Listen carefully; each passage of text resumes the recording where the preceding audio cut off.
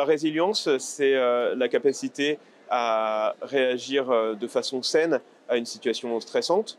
La résilience, c'est quelque chose qui est important en médecine, puisque ça améliorerait une meilleure empathie, un meilleur bien-être du praticien, ça diminue le stress, ça diminue les erreurs.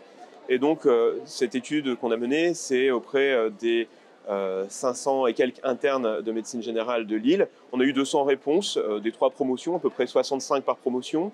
Et on montre que le score, c'est le score BRS de résilience, augmente entre la première et la troisième année d'internat.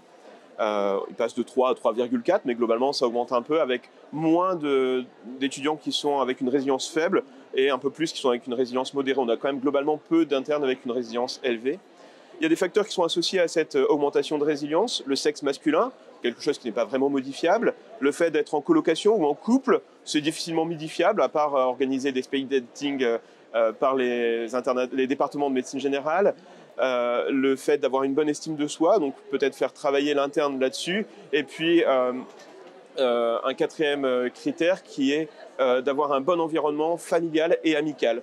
Alors ces éléments nous montrent qu'il est pertinent d'avoir des internes qui ont un bon environnement, et donc quand on a des projets de loi parfois qui envisagent de déplacer les internes en dehors de leur famille ou autre, on peut se poser l'impact que ça peut avoir sur leur résilience et donc sur leur bien-être.